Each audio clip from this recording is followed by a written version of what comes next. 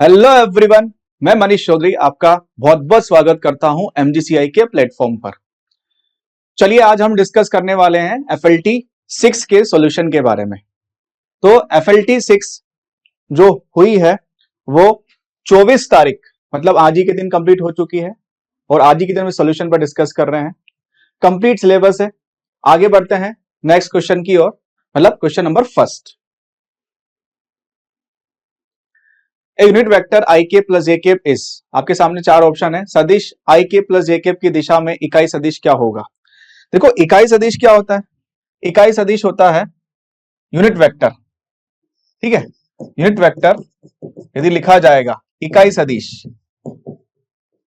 वो होता है सदिश बटे सदिश का परिमाण, बटे सदिश का परिमाण, है ना। Vector and magnitude of vector.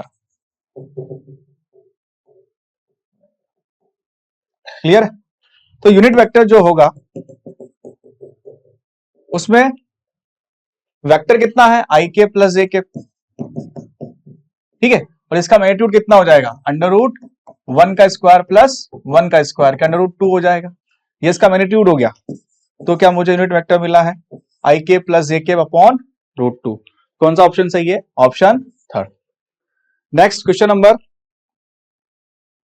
Second की ओर चलते हैं। A vernier caliper has 1 mm marks on the main scale. It has 20 equal division on the vernier scale, which match with 16 main scale divisions. For this vernier caliper, the least count is. Vernier calipers के मुख्य पैमाने पर 1 mm के चिन्ह है ना। उसका main scale division, मुख्य पैमाना जो भाग है वो कितना है? 1 mm। इसके मुख्य पैमाने के 16 खाने वर्नियर के 20 खानों से संपाती होते हैं। क्लियर है? तो जो वर्नियर स्केल डिवीजन होगा, है ना, या फिर वर्नियर जो खाने हैं, वर्नियर मुख्य पैमाना है और वर्नियर पैमाना है। दो पैमाने होते हैं वर्नियर स्केल में, एक तो होता है मुख्य पैमाना और एक होता है वर्नियर पैमाना। तो वर्नियर पैमाने पर जो भागों की संख्या होगी वो हम निकालेंगे यहाँ पे 1 VSD, है ना। वर्नियर स्केल डिवीजन वो हो जाएगा 16/20 MSD। क्या मुख्य पैमाने के भागों से हमने इसको रिलेट कर लिया है? तो 1 VSD बराबर 16/20 MSD। तो लीस्ट काउंट जो होता है वो होता है ना, अल्पतमांक। हिंदी में इसको क्या बोलते हैं? तो least count is equal to होता है 1 MSD माइनस 1 VSD। क्लियर है?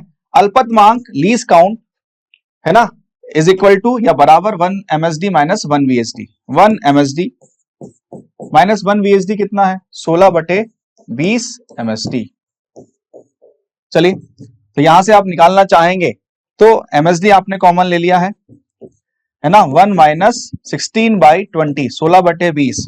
तो MSD कितना हो जाएगा? 20 आपने एलसीएम ले लिया है। 20 माइनस 16 क्या? 4 आ जाएगा। क्लियर है? तो 4/20 क्या? 5 हो जाएगा। 1/5 गुणा MSD की वैल्यू दे रखी है, देखो 1 mm, कितना हो जाएगा? 1 mm। क्लियर है? तो यहां पे जो लीस्ट काउंट अल्पतमांक है वो कितना हो जाएगा?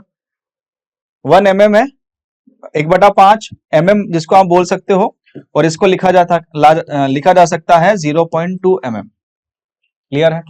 तो ऑप्शन हमारा डी सही आंसर है। Next question number 3, the de Broglie wavelength associated with an electron accelerated by potential of 64 volt is। 64 volt विभव से त्वरित एक इलेक्ट्रॉन से संबंध डी ब्रोगली तरंगदैर्घ्य होगा। तो डी ब्रोगली तरंगदैर्घ्य जो होता है वो फॉर्मूला होता है h/√2m/QV। पर इलेक्ट्रॉन के लिए हमने निकाला हुआ है 12.27 अपॉन √V एंगस्ट्रॉन। क्लियर है? चलिए, तो 12.27 अपॉन √V कितना है? 64। कितना आ जाएगा? 12.27 अपॉन 8। क्लियर? तो आप इसको डिवाइड करेंगे तो आपको वैल्यू मिलेगी 1.53 एंगस्ट्रॉन। इसको आप लिख सकते हो 0.153 नैनोमीटर। क्लियर है? तो ये जो वैल्यू मिलती है आपको 0.153 नैनोमीटर। चलिए नेक्स्ट क्वेश्चन की ओर बढ़ते हैं। A person throw ball into the air one after the other an interval of 1 second. The next ball is thrown when a velocity of the ball thrown earlier is 0. To what height the ball rise take? एक व्यक्ति 1 second के अंतराल पर एक के बाद एक गेंद को हवा में फेंकता है। अगली गेंद तब फेंकी जाती है जब पहली गेंद का वेग 0 हो, तो गेंद कितनी ऊंचाई तक उठेगी? जनरली क्या बोला गया है ना, एक गेंद को फेंका गया, t बराबर 1 सेकेंड, और 1 सेकेंड बाद जब अगली गेंद तब फेंकी जाती है जब पहली फेंकी गई गेंद का वेग क्या हो जाए? 0 हो जाता है। मतलब दूसरी गेंद तब फेंकी जाएगी जब पहली गेंद क्या हो, यहां पर पहुंच जाए, अधिकतम ऊंचाई, मैक्सिमम हाइट। क्लियर है? कोई डाउट तेरे को? और ये क्या है, अंतराल कितना दे रखा है? 1 सेकेंड का अंतराल दे रखा है ना, into the air one after the other an interval of 1 second. Clear है? तो t बराबर कितना है? 1 सेकेंड, है ना। तो t बराबर आपके पास है वेलोसिटी है, तो इस कंडीशन में जो मैक्सिमम हाइट होती है वो 1/2 gt स्क्वायर होती है। तो h इजिकल टू कितना? 1/2 g कितना है? 10, और t कितना है बच्चे? 1 का स्क्वायर। क्या 5 बार चला जाएगा? तो h बराबर कितना आया? 5 मीटर। क्लियर? तो ऑप्शन कौन सा सही है हमारा? ऑप्शन ए हमारा सही आंसर है। Next question number 5। A particle is moving east word with a velocity of 5 meter per second. In 10 seconds the velocity changed to 5 meter per second northward. The average acceleration in the time is r. एक कण 10 second में 5 metre per second के वेग से पूर्व की ओर बढ़ रहा है। वेग 5 मीटर पर सेकंड उत्तर दिशा में बदल जाता है, तो इस समय में औसत त्वरण क्या होगा? देखो, एक्सेलरेशन या त्वरण, change in velocity with respect to time, है ना। वेलोसिटी मतलब वेग में परिवर्तन की दर ही क्या है? त्वरण। अब औसत आपसे पूछा गया है, तो a इज इक्वल टू होता है del v upon del T. Clear है? मतलब v final minus v initial upon समय जो लगा है डेल टी। समय कितना लगा? 10 सेकंड। भाई पहले किधर जा रहा था वो? फर्स्टली उसने बोला कि मैं तो जा रहा हूं ईस्ट डायरेक्शन में, पूर्व दिशा में। वेग क्या है? इनिशियल वेग कितना हो जाएगा? पहले तो यही गया ना, 5 मीटर पर सेकेंड आई के। क्लियर है? फिर उसके बाद उसने बोला कि मैं जो चला तो किधर की तरफ चला? नॉर्थ डायरेक्शन में, उत्तर दिशा में। ठीक है, किस वेग से? सेम 5 मीटर पर सेकंड से। तो फाइनल जो वेग हो जाएगा वो कितना हो जाएगा? 5 जे के। क्लियर है? तो चेंज कितना हो जाएगा? डेल वी बराबर V final minus V initial. Final कितना है? 5 जे के, ठीक है, माइनस इनिशियल कितना है? 5 आई के। डेल वी मिल चुका है क्या? और इन सब में जो समय लगा है वो कितना है? 10 सेकेंड। तो डेल टी कितना है? 10 सेकेंड। क्लियर है? तो एक्सेलरेशन कितना हो जाएगा? a बराबर del v upon del T, 5 J cap minus 5 I cap upon 10। Clear है?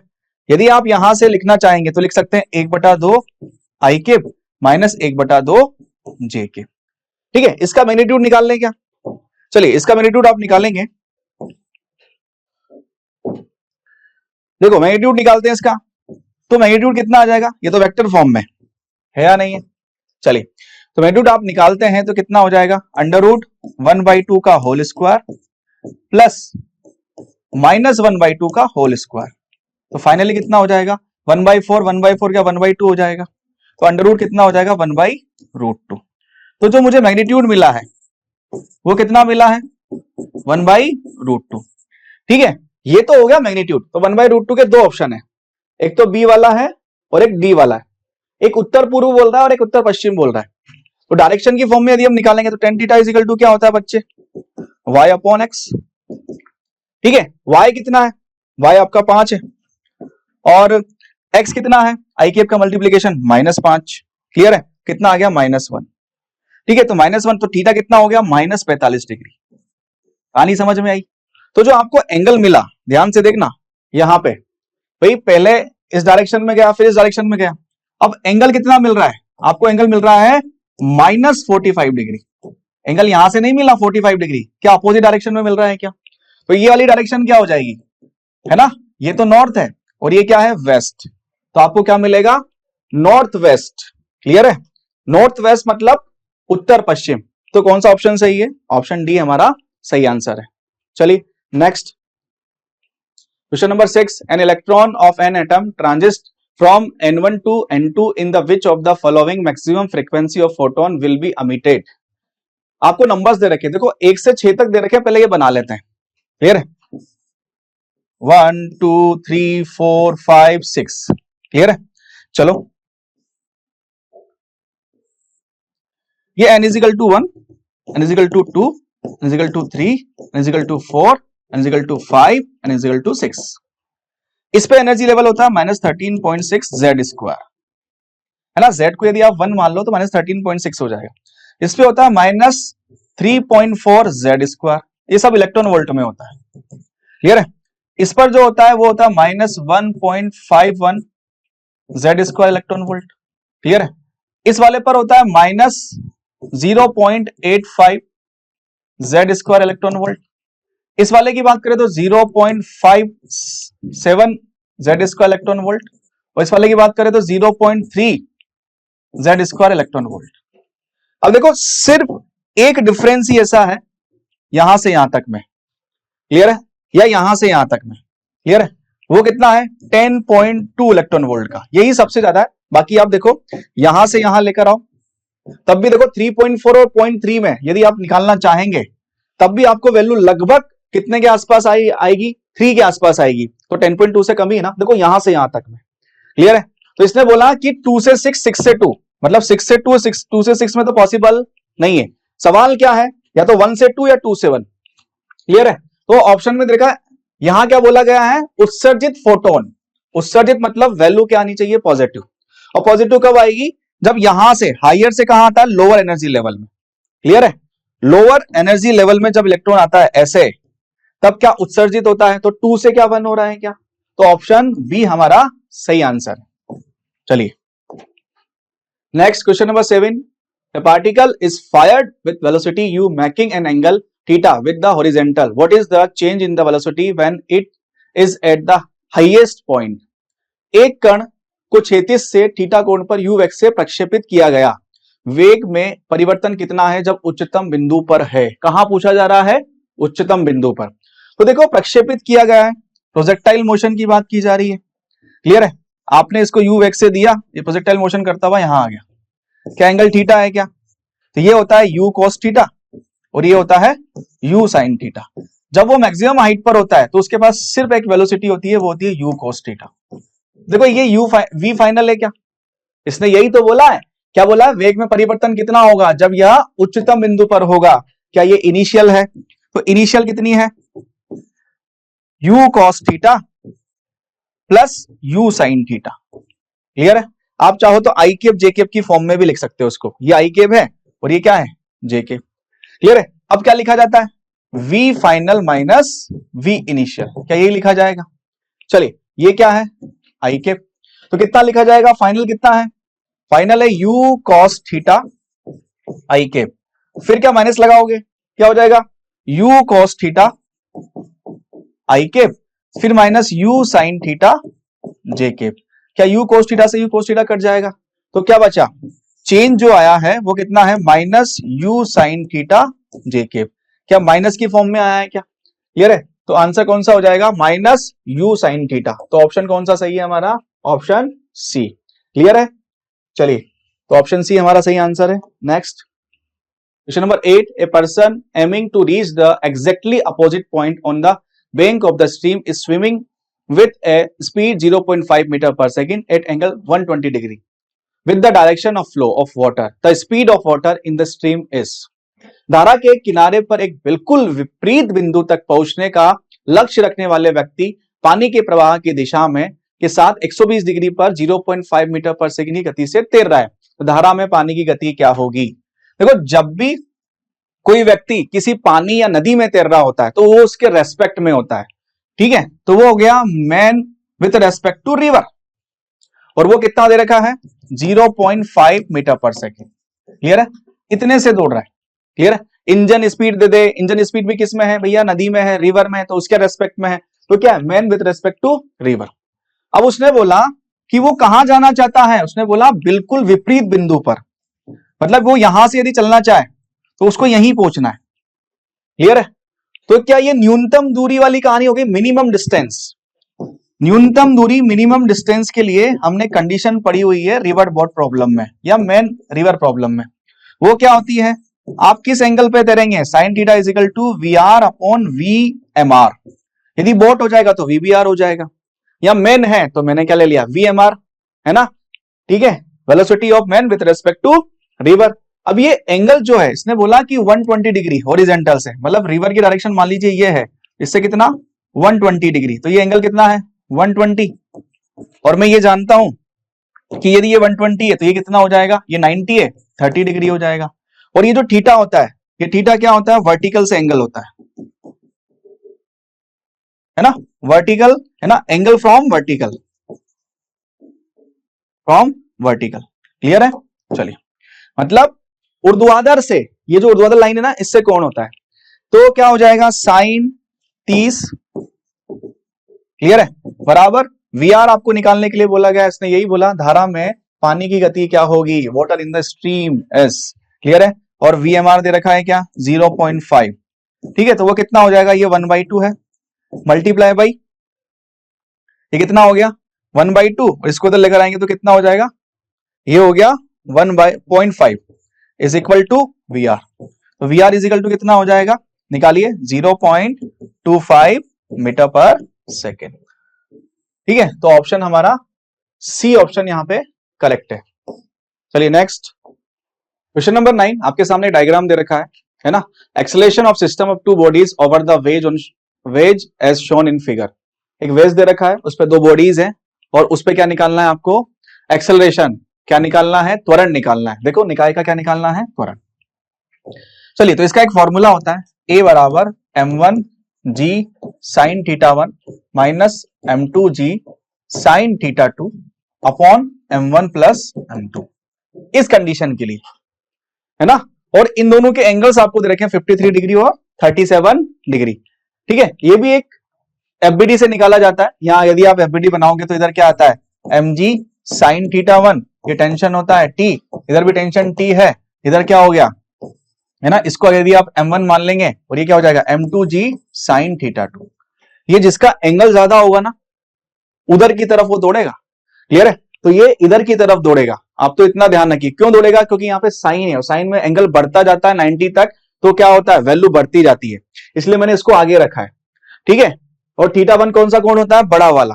चलिए, तो a बराबर कितना हो जाएगा, m1 भी क्या m है और m2 भी क्या m है, तो क्या हो जाएगा, mg आपने कॉमन ले लिया, sine 53 degree minus sine 37 degree upon m1 plus m2, क्या 2m हो जाएगा, m से m कट जाएगा, g कितना है 10/2, साइन 53 कितना होता है, साइन 53 का मान होता है 4/5, साइन 37 कितना होता है, इसका मान होता है 3/5, क्लियर है, ये हो गया 5, तो a बराबर ये कितना आएगा 5 गुणा, इसको अगर सॉल्व करोगे तो 1/5 आ जाएगा, 5 से 5 कट जाएगा क्या 1 मीटर पर सेकेंड स्क्वायर। तो कौन सा ऑप्शन सही है हमारा, first option A is correct answer. Next, question number 10, according to Bohr model the radius of the second orbit of helium atom is. Bohr model के अनुसार हीलियम परमाणु की द्वितीय कक्षा की त्रिज्या होती है, तो इसमें त्रिज्या का फॉर्मूला होता है 0.529 n square upon z angstrom, clear है। अब किसकी बात कर रहा है, हीलियम की बात कर रहा है, Z2 होता है, कौन से द्वितीय कक्षा की बात कर रहा है, n बराबर 2 बोला जा रहा है, कितना हो जाएगा, R बराबर 0.529 2 का होल स्क्वायर बाई 2 एंगस्ट्रॉन, क्या कट गया क्या, इसको मल्टीप्लाई करोगे तो कितना आएगा 1.06 एंगस्ट्रॉन, क्लियर है, तो रेडियस मुझे क्या मिला 1.06 एंगस्ट्रॉन, ऑप्शन बी हमारा सही answer. Next, question number 11, in a PN junction diode not connected to any circuit, किसी पीएन संधि डायोड में जो किसी परिपथ में जुड़ा हुआ नहीं है, पहला ऑप्शन दे रखा है the potential is the same everywhere, किसी जगह विभव समान होगा, इसने बोला है पीएन संधि डायोड में जो किसी परिपथ में जुड़ा हुआ नहीं है, क्लियर है, तो पहला तो गलत हो गया भाई, किसी जगह विभव समान होगा नहीं, पी प्रकार का विभव इन प्रकार से उच्च होगा नहीं, भाई पी और वी की हम बात करते हैं तो इस वाली कंडीशन में इधर की तरफ पी है, इधर की तरफ एन है, तो ये और ये लोअर होता है और ये हायर होता है, ये निम्न विभव, ये उच्च विभव, ये हायर पोटेंशियल और ये क्या होता है लोअर पोटेंशियल, तो पी पर क्या होता है लोअर पोटेंशियल, इसने बोला कि पी प्रकार का विभव एन प्रकार के विभव से उच्च होगा, नहीं, ये तो लोअर होता है, ये भी गलत हो गया। संधि पर, हाँ तीसरा, there is an electric field at the junction directed from the N type side to the P type side. संधि पर एक विद्युत क्षेत्र होगा जिसकी दिशा एन प्रकार से पी प्रकार की ओर होगी। कहां बोला जा रहा है? एन से पी की तरफ बोला जा रहा है क्या? इलेक्ट्रिक फील्ड हमेशा कैसे फ्लो होती है? हायर से लोअर, तो डायरेक्शन यही होगी। क्लियर है? तो एन से पी की तरफ ही है, सही है भैया, सी वाला तो सही है हमारा, ठीक है। फिर there is an electric field at the junction directed from the P type side to N side, ये तो गलत है, इसका जस्ट अपोजिट बोल रहा है, ठीक है, तो ये भी क्या हो गया? गलत है ना भाई, एन से पी की तरफ होगा, पी से एन की तरफ नहीं होगा। फोर्थ वाला ऑप्शन बोल रहा है पी से एन की तरफ, ये तो गलत है, तो कौन सा ऑप्शन सही है हमारा? Option C. Question number 12, two ideal diode are connected to a battery as shown in the circuit, the current supplied by the battery is। Clear है? ये D1 D2 दो डायोड दे रखे हैं। अब देखो मैंने आपको ये बोला हुआ है कि ये P होता है, ये N होता है, ये P है, ये N है, और डायोड हमेशा फॉरवर्ड बायस में काम करता है, अग्र अभिनति में, किसकी तरह? ऑन स्विच की तरह, और रिवर्स बायस में किसकी तरह काम करता है? ऑफ स्विच की तरह। क्लियर है? तो ये क्या हो गया? ऑन, भाई P से पॉजिटिव है ना, और N से नेगेटिव, तो ये ऑन हो गया, और इसमें उल्टा है, ये क्या हो गया? ऑफ। तो ये वाला सर्किट हम हटा सकते हैं क्या? बिल्कुल हटा सकते हैं, तो इसको हटा दीजिए आप, ये हट गया। तो इस वाली कंडीशन में क्या सिर्फ ये बचा है क्या? तो कितना हो जाएगा? आपको करंट बोला है, धारा बोला है कि बैटरी द्वारा सप्लाई की गई विद्युत धारा कितनी होगी, कितना हो जाएगा? वोल्टेज आपका V अपॉन R है, ये तो हट ही चुका है ना, वोल्टेज है आपका 5 और R कितना है? 10। क्लियर है भाई? डायोड तो अब क्या होगा? ऑन की तरफ बिहेव कर रहा है, एक सीधा वायर, यदि यहाँ पे इसका वोल्टेज ड्रॉप दे रखा होता तो हम कुछ सोचते आगे, तो आगे क्या हुआ? 5/10, क्या I बराबर 1/2 आया क्या? 1/2 मतलब 0.5 एम्पियर। क्लियर है? तो ऑप्शन डी हमारा सही answer. Next question number 13, identify the operational perform by the circuit given below. आपके सामने एक डायग्राम दे रखा है, निम्न परिपथ द्वारा निर्मित गेट है। देखो ये क्या है? नॉर गेट है। क्लियर है? नॉर गेट की ट्रुथ टेबल में आपको बता सकता हूं, हालांकि मैंने इसको याद भी करवाया कि जब भी ऐसा डायग्राम बनता है तो ये डायग्राम किसका है? ये डायग्राम नॉर गेट से बनाया गया और तीन नॉर गेट का यूज किया गया है, तो ये एन गेट का डायग्राम है। क्लियर है? और फिर भी मैं आपको प्रूव करके दिखा सकता हूं, ये नॉट गेट है, 0 और 0 आपने दिया, इनपुट में आपने दिया ए और बी, कितना है? 0 0। क्लियर है? और यहां पे क्या 0 का 1 हो जाएगा और 1 1। यदि और गेट में एक भी 1 आता है तो क्या होता है? 1 आता है, एक भी 1, पर नॉर में उल्टा होता है, यदि एक भी 1 आ गया तो क्या हो जाएगा? 0। तो दोनों ही 1 है तो 0 हो गया, तो ये कितना आ गया? 0 0 1 2, 0 1 2 के 0 और ये 1, ये कितना हो जाएगा? 1, और ये कितना हो जाएगा? 0, क्योंकि ये तो नॉट गेट है। एक भी 1 आया तो आउटपुट कितना? 0, तो ये भी कितना? 0। फिर 1 0 2, सेम कहानी, ये क्या हो जाएगा? 1 0, तो यहां हो जाएगा 0 1, 0 1 हो जाएगा, तो एक भी 1 आया तो आउटपुट कितना? 0। यदि आपने 1 1, यहां भी आ गया 1 1, ये भी कितना हो जाएगा? 1 1, तो सॉरी 0 0, कितना हो जाएगा? 0 0, नॉट गेट है ना, तो कितना हो गया? 0 0, और एक भी 1 नहीं है, मतलब आउटपुट क्या है? 1। तो ये जो टेबल है ये किसकी है? एन गेट की। तो कौन सा ऑप्शन सही है?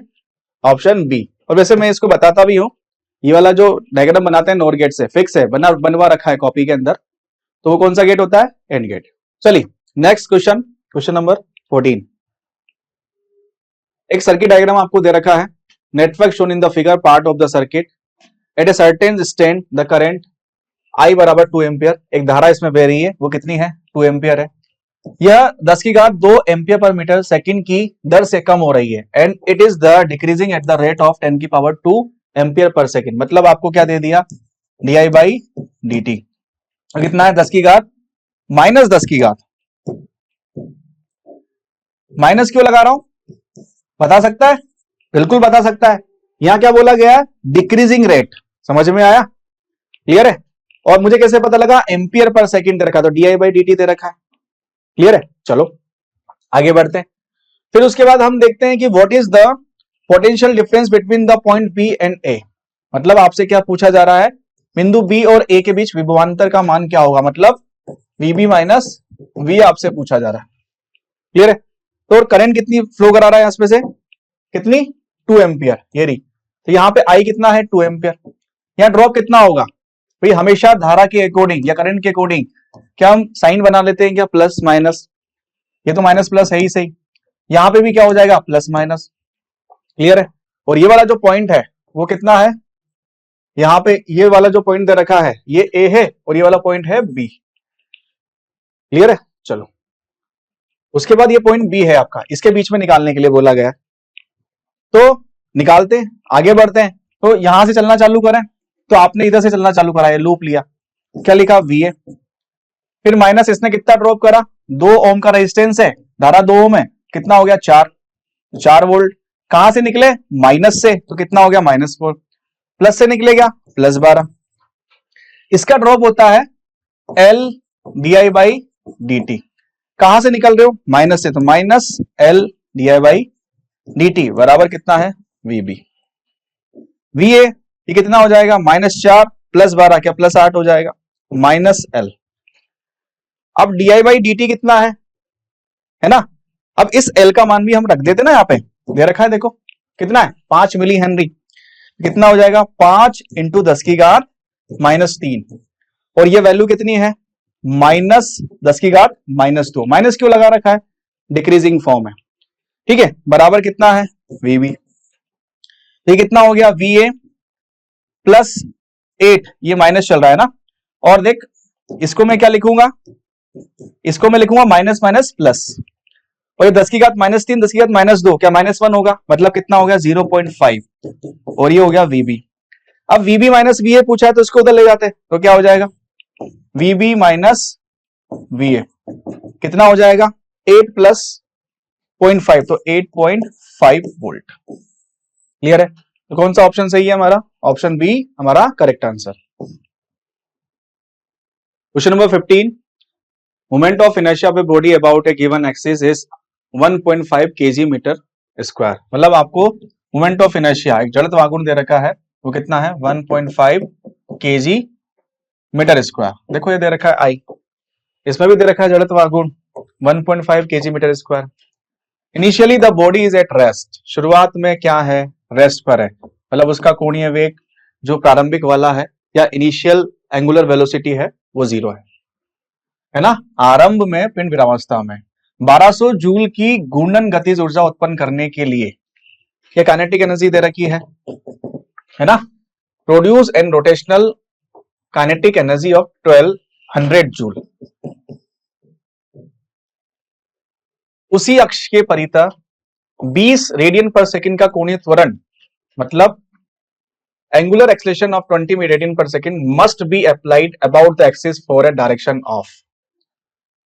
तो आपको क्या अल्फा दे रखा है 20 रेडियन/सेकंड², कितने समय अंतराल तक लगाना होगा, क्लियर है, must be applied about the axis of at duration of.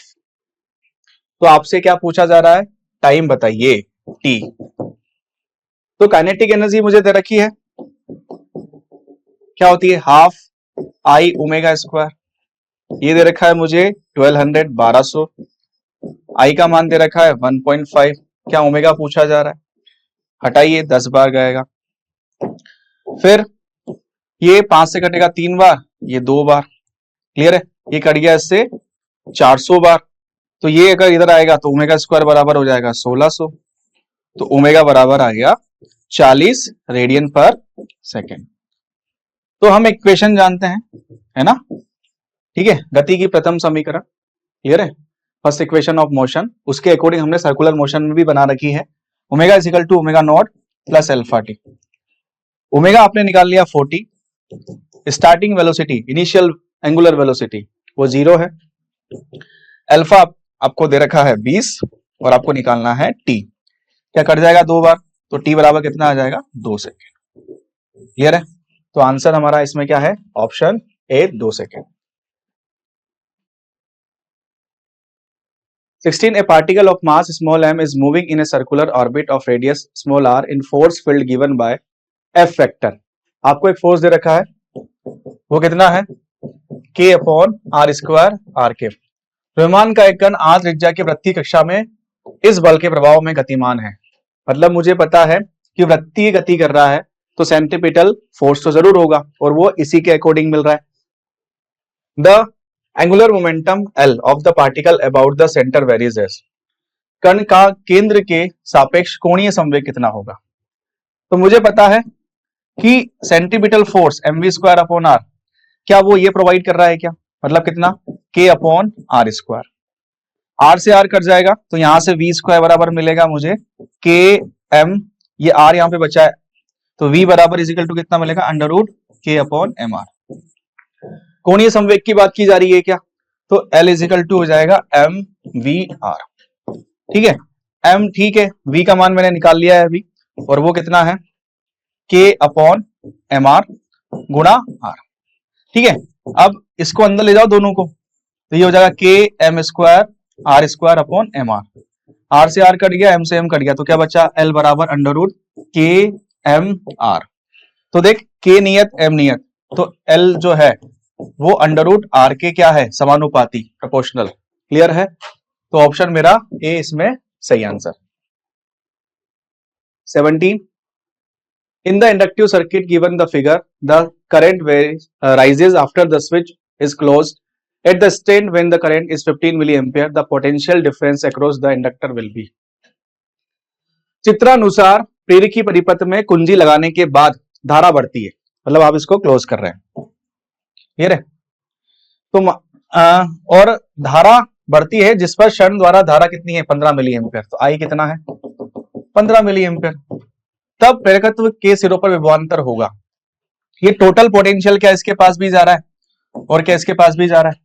तो टोटल कितना है? V बराबर क्या हो जाएगा? VR plus VL। क्लियर है? अब ध्यान से सुनो, मुझे VL निकालने के लिए बोला है ना? किस पर? प्रेरकत्व के सिरों पर विभवांतर बोला है। ये मुझे दे रखा है टोटल कितना है? 240। ठीक है, VR हो जाएगा I into R plus VL। तो VL इजिकल टू कितना हो जाएगा? 240 माइनस IR। 240 I कितना है? 15 मिली एम्पियर, 15 इंटू 10 की घात माइनस 3 और प्रतिरोध दे रखा है तेरे को 4000 ओम। मतलब ये 3 जीरो से 3 जीरो उड़ा दूं क्या? ठीक है, कितना हो जाएगा? 240 और 15 चौक 60। ठीक है, कितना हो जाएगा? 180 वोल्ट। क्लियर है? तो कौन सा ऑप्शन सही है हमारा? Option C is our correct answer. Next question number 18 a plane electromagnetic wave travel in the space along the X direction. ध्यान रखना, इलेक्ट्रोमैग्नेटिक वेव किस डायरेक्शन में है? एक्स डायरेक्शन में, है ना? और इलेक्ट्रोमैग्नेटिक वेव किससे मिलकर बनती है? इलेक्ट्रिक फील्ड और मैग्नेटिक फील्ड से। तो मैंने आपको ये बोला है यदि इलेक्ट्रिक फील्ड और मैग्नेटिक फील्ड ऐसे है तो इन दोनों के, ये दोनों लंबवत होती है और इन दोनों के लंबवत क्या होती है? इन दोनों से बनने वाली ऊर्जा जिसको हम बोलते हैं इलेक्ट्रोमैग्नेटिक वेव, वो इन दोनों के लंबवत जाती है। तो इसने क्या बोला? वो एक्स डायरेक्शन में, मतलब इलेक्ट्रोमैग्नेटिक वेव किस डायरेक्शन में है? एक्स डायरेक्शन में। क्लियर है? इसने बोला एक समतल विद्युत चुम्बकीय तरंग मुक्त आकाश में एक्स दिशा में गतिशील है। आकाश के एक विशेष बिंदु पर तरंग का विद्युत क्षेत्र घटक एक समय पर E बराबर 6 वोल्ट पर मीटर है। मतलब आपको E दे रखा है कितना है? 6 वोल्ट पर मीटर, है ना? The electric field component of the wave at particular point of space of time is E is equal to 6 volt per meter along Y direction. किस डायरेक्शन में है? Y direction. क्लियर है? भाई तीनों क्या होते हैं? लंबवत होते हैं, परपेंडिकुलर होते हैं, एक एक्स एक वाई, तो तीसरा कहां होगा? जेड में। क्लियर है? तो आपसे पूछा गया its corresponding magnetic field component B would be, तो आपसे बी पूछा जा रहा है। तो डायरेक्शन तो मुझे पता लग गई कहां होगी? Z direction. क्लियर है? अब बी निकालना, तो एक फॉर्मूला था क्या? C is equal to E upon B. ठीक है, तो B इज इक्वल टू क्या हो जाएगा? E upon C. C is the velocity of light, प्रकाश का वेग है ये। ठीक है, तो B बराबर कितना हो जाएगा? E की वैल्यू दे रखी है 6 और ये दे रखा है 3 इंटू 10 की पावर 8। हम सब जानते हैं कि प्रकाश का वेग कितना होता है? 3 इंटू 10 की घात 8 मीटर पर सेकेंड। क्या दो बार घटेगा? तो B बराबर कितना हो जाएगा? 2 इंटू 10 की घात माइनस 8 टेस्ला। क्लियर है? तो कौन सा ऑप्शन सही है हमारा? 2 इंटू 10 की घात माइनस 8। दो ऑप्शन है, तो मुझे क्या पता लगा? जेड डायरेक्शन में, तो ऑप्शन सी हमारा सही आंसर है। Next the heat, question number 19, the heat is flowing through two cylindrical rods of same material, the diameter of the rod are in the ratio 1:1। देखो आपको diameter दे रखा है, पदार्थ के बने हुए दो बेलनाकार छड़ों द्वारा ऊष्मा का प्रवाह हो रहा है और छड़ों का व्यास 1:2 के अनुपात में है, मतलब d1/d2, और जितना अनुपात व्यास का होता है उतनी त्रिज्याओं का भी होता है। क्लियर है? 2:1, और उनकी लंबाई 2:1 के अनुपात में है। ठीक है, तो लंबाई का अनुपात कितना है? L1 L2 कितना है? 2:1, और ऊपर वाला जो व्यास का अनुपात है वो कितना है? 1:2 है। ठीक है, ये 1:2 है और ये 2:1 है। ठीक है, यहां इंग्लिश में भी हम इसको पढ़ लेते हैं। Their length are in the ratio of 2:1 if the temperature difference between their ends is the same, मतलब उनका दोनों का डेल टी क्या है? सेम है। टेम्परेचर डिफरेंस क्या है? सेम। यदि दोनों सिरों का तापांतर समान है तब इनमें ऊष्मा प्रवाह की दर क्या होगी? हाँ, अनुपात में बताना ऊष्मा प्रवाह की दर, है ना? The ratio of rate of flow of heat through the them will be, है ना? समझ में आई कहानी? तो कितना हो जाएगा? D Q upon D T one upon D Q upon D T two. Clear है? अनुपात निकालना है तो मुझे पता है ऊष्मा प्रवाह की दर का formula D Q upon D T is equal to होता है K A del T upon L. Clear है? अब ध्यान से सुनिएगा, इसको मैं लिख सकता हूं K pi are square del T upon L. तो ये मुझे मिला, तो इसको अगर मैं लिखना चाहूंगा तो क्या हो जाएगा? के पाई R1 स्क्वायर, ठीक है, फिर डेल टी अपॉन L1। ये K pi R2 square del T upon L2, K भी सेम है क्योंकि क्या है? सेम मटेरियल है।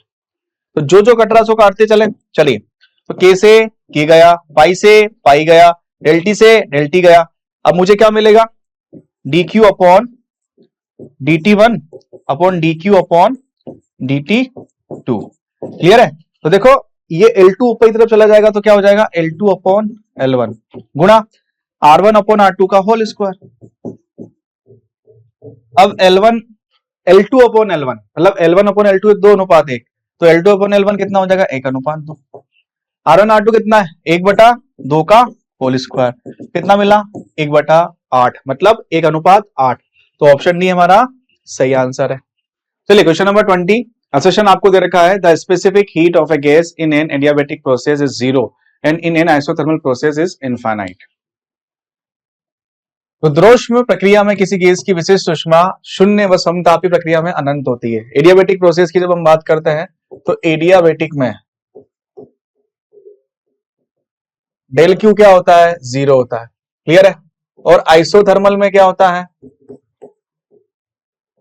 डेल टी क्या होता है? 0 होता है। मतलब हीट कंटेंट में चेंज 0 होगा और टेम्परेचर में चेंज 0 होगा। किसमें? आइसोथर्मल में। एडियाबैटिक में हीट कंटेंट क्या होगा? 0। क्लियर है? तो रीजन बोलता है specific heat of A directly proportional to the change of heat in the system and inversely proportional to the change in temperature.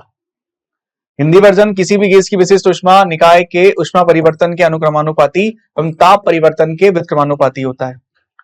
तो देखो हमने एक फॉर्मूला पढ़ा हुआ है del Q is equal to M S del T. तो विशिष्ट ऊष्मा specific heat del Q upon M del T होता है। क्लियर है? यदि डेल क्यू 0 तो एस कितना हो जाएगा? 0।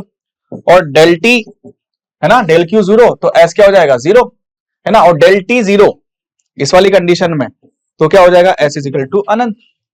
ठीक है, सही है। तो इसने यही तो बोला कि अनुक्रमानुपाती और ताप में परिवर्तन के व्युत्क्रमानुपाती होता है। क्लियर है? तो पहला सही भी है, मतलब जो आपका असर्शन है वो सही भी है, और कारण जो दिया गया है वो सही तो है, उसके साथ वो उसको एक्सप्लेन भी करता है। क्लियर है?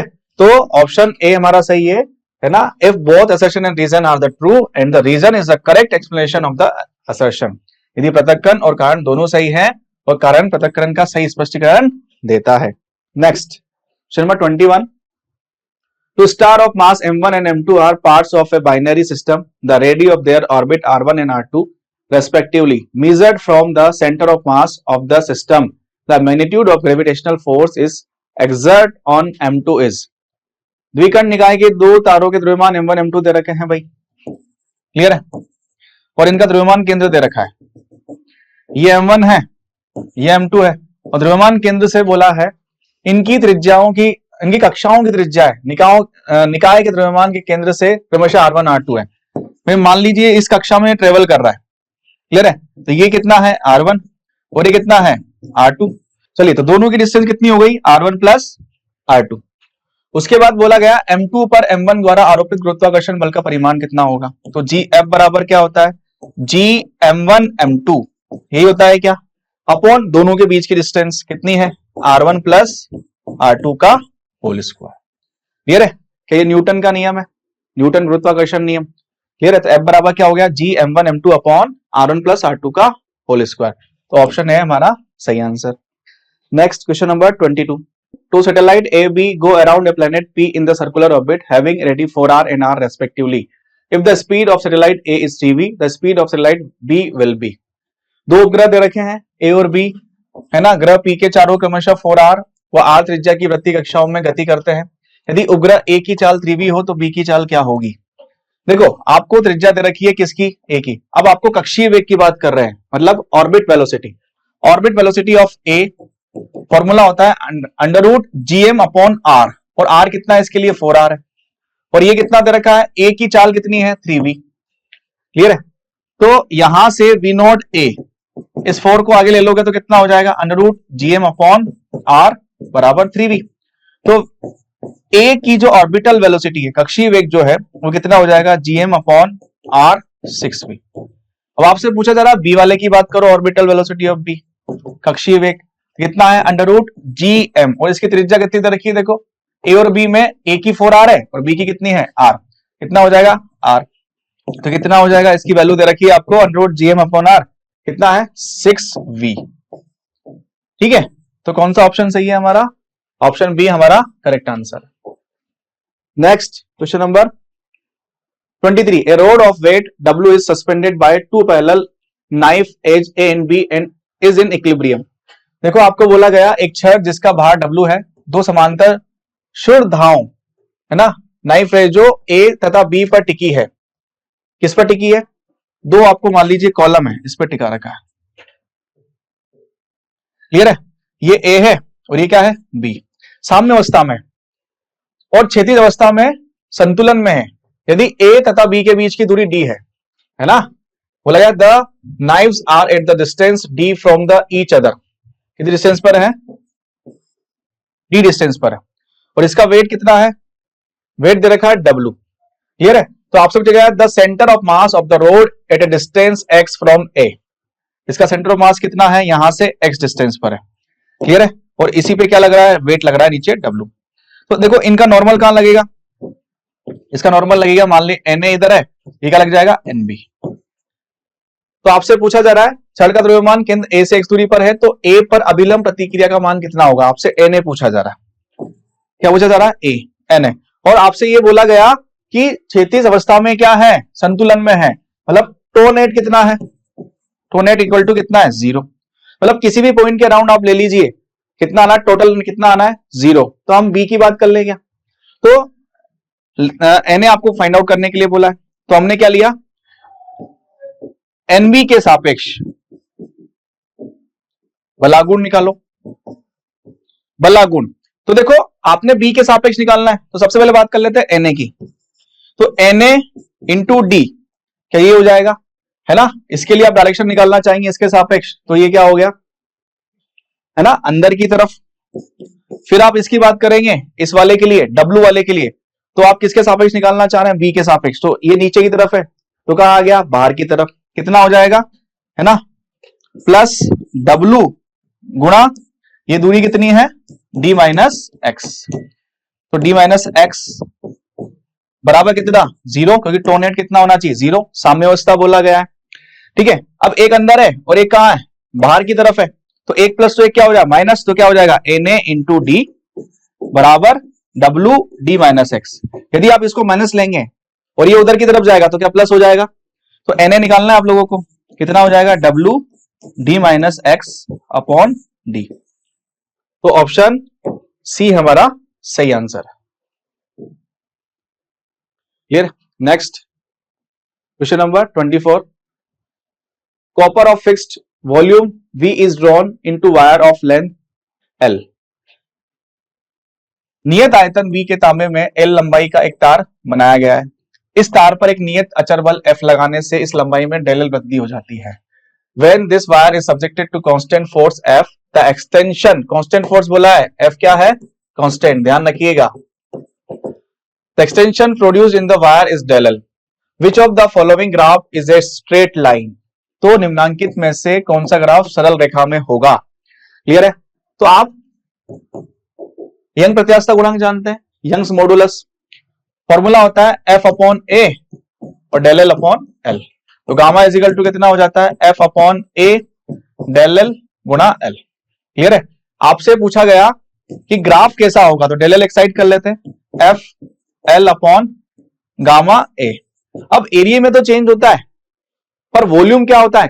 कंजर्व होता है, कांस्टेंट होता है। तो इसको वॉल्यूम में कन्वर्ट कर लें, तो F मैंने करा L से ऊपर नीचे मल्टीप्लाई कर दिया, है ना, ये L से ऊपर नीचे मल्टीप्लाई कर दिया, तो क्या हो जाएगा? Del L is equal to F L square, और ये हो गया वॉल्यूम, है ना।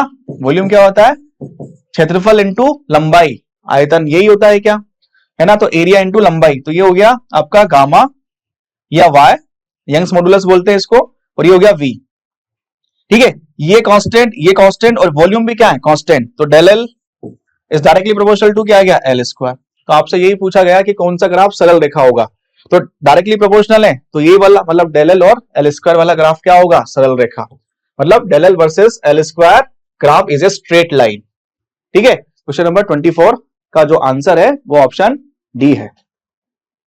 Next question number 25, the surface tension of pure water in a capillary tube experiment is. केश नली के प्रयोग में शुद्ध पानी का पृष्ठ तनाव क्या होगा? तो इसके लिए हमने केश नली के लिए, कैपिलर ट्यूब के लिए, उस पे जो हाइट पे पानी चढ़ता है उसके लिए एक फॉर्मूला होता है, तो 2T upon rho g are. समझ में आया? तो आपसे क्या पूछा जा रहा है? केश नली के प्रयोग में शुद्ध पानी का पृष्ठ तनाव, मतलब टी पूछा जा रहा है क्या? आर रेडियस होती है, रो डेंसिटी होती है, और टी सरफेस टेंशन पृष्ठ तनाव होता है, और एच जिस साइड पे वो, है ना, उस केश नली में पानी चढ़ा हुआ है। क्लियर है? तो ये वाली हाइट की बात की जाती है। ठीक है, तो यहां पे टी निकालना, तो टी इज इक्वल टू कितना हो जाएगा? H rho g r upon 2। Clear है? तो कौन सा ऑप्शन सही है हमारा?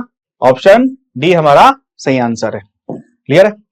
तो क्वेश्चन नंबर 25 तक हम लोगों ने आज डिस्कस कर लिया है। अभी तक आगे का जो क्वेश्चन नंबर 26 है उसके बाद आपको नेक्स्ट टीचर डिस्कस करेंगे। Hello everyone, this is Manish और आज हम डिस्कस करने वाले हैं FLT 6 का क्वेश्चन नंबर 26। अब यहां से देखो, यहां पे क्या कहना चाह रहा है कि साबुन के बुलबुले की निर्वात में त्रिज्या 3 सेंटीमीटर है। मतलब कोई एक बबल है जिसकी 3 सेंटीमीटर त्रिज्या है, जिसमें अपन यहां पर मान लेते हैं एक बबल है जिसकी त्रिज्या कितनी है? 3 सेंटीमीटर। एंड एक और दूसरा बबल है, एक साबुन के बुलबुले की निर्वात में त्रिज्या एक और दूसरे बबल की वो 4 सेंटीमीटर है। यदि दोनों बबल को आपस में समतापी अवस्था में मिला दिया जाए तो इस तरह से बने बुलबुले की त्रिज्या क्या होगी? अगर मान लो इसके साथ अपन ने एक और ये बबल है, इसकी 4 सेंटीमीटर त्रिज्या है, तो इनसे जो बनने वाला बबल है उसका क्या होगा त्रिज्या? यही निकालनी है अपने को। ठीक है, अब देखो कितना सही सवाल है ये। अगर मान लो इस तरह से अगर हम बात करें तो एक्चुअल में यहाँ पर यहाँ पे अगर हम बात करें तो इनकी एनर्जी क्या हो जाएगी? ऐड हो जाएगी। तो अच्छा, कितना होता है सरफेस एनर्जी? T इंटू 4 पाई कितना है ये? 3 स्क्वायर। आपने पढ़ा होगा कि सरफेस एनर्जी होता है surface tension into surface area. ठीक है, तो 3 स्क्वायर, इसकी कितनी हो जाएगी? T into 4 pi 4 square is equal to, इसका सरफेस टेंशन, क्योंकि यहाँ पे अपन ने लिक्विड जो है या फ्लूइड है वो चेंज नहीं किया है, तो यहाँ पर T into 4 pi are square. देखो बाकी सारी चीजें आपस में क्या हो जाएगी? Cancel out. तो यहाँ पे 3 का स्क्वायर 9 और 4 का 16 is equal to r square, तो आर इज इक्वल टू आ जाएगा यहाँ पे 5। ये 25 का रूट कितना होता है? 5 सेंटीमीटर। तो देखते जरा यहाँ पे कोई ऑप्शन अगर 5 सेंटीमीटर है तो it is the correct option. तो यहाँ पे कौन सा है राइट आंसर इसका? 5 सेंटीमीटर। आसान है। अब बढ़ते हैं यहां से आगे की ओर। 27 क्या बोल रहा है कि a block of mass m is kept on the platform. एक अपने ब्लॉक को यहाँ पे इस तरह से रखा हुआ है, एंड यहाँ पे क्या बोल रहा है? At the rest with the constant acceleration g/2 on upwards is shown the figure. Work done in the normal reaction on the block in time t is. अब देखो नॉर्मल रिएक्शन फोर्स केयर में कितने work की बात करूं तो इसने बोला है कि जब ये ब्लॉक इस पे रखा हुआ है इस प्लेटफॉर्म पे और ये सिस्टम कितने से ऊपर जा रहा है g/2 एक्सेलरेशन से, त्वरण से ऊपर जा रहा है, तो बोल रहा है कि जब यहां पर इसका टी टाइम के बाद जो इसका वर्क डन क्या होगा और कौन से वर्क की बात कर रहे हैं, जो नॉर्मल लगाता है। तो अब इसको थोड़ा सा अपन कलर चेंज कर लेते हैं। तो देखो नीचे इसके ऊपर क्या लगेगा mg, ठीक है, ऊपर क्या लगेगा नॉर्मल फोर्स, इसे अपन n मान लिया। अच्छा ये ऊपर जा रहा है तो शूडो फोर्स भी कहां लगेगा, नीचे, m इंटू ए होता है और a किसके बराबर है यहाँ पे g/2 के। तो नॉर्मल फोर्स कितना हो जाएगा mg एंड mg/2। तो यहाँ पे नॉर्मल रिएक्शन फोर्स जो हो जाएगा वो हो जाएगा आपका mg प्लस mg/2। तो यहाँ पे नॉर्मल रिएक्शन फोर्स टोटल अपना आ गया 3mg/2, ठीक है। अब अच्छा अब यहाँ पे फोर्स तो आ गया और वर्क डन या फिर हम बोले कार्य का मतलब होता है बल गुणित विस्थापन, याद है सभी को। अब देखो तो हम यहाँ से विस्थापन निकाल ले तो S इक्वल टू पढ़ा होगा आपने ut plus half a t square. तो यहां से विस्थापन निकाल लेते हैं इनिशियली रेस्ट में, तो ये 0 प्लस 1/2, त्वरण कितना दे रखा है इसका acceleration g/2 into T square. तो ये आ गया आपका gt स्क्वायर बाई 4 विस्थापन। अब यहाँ पे लगा देते हैं अपन, तो कार्य work done by the normal force.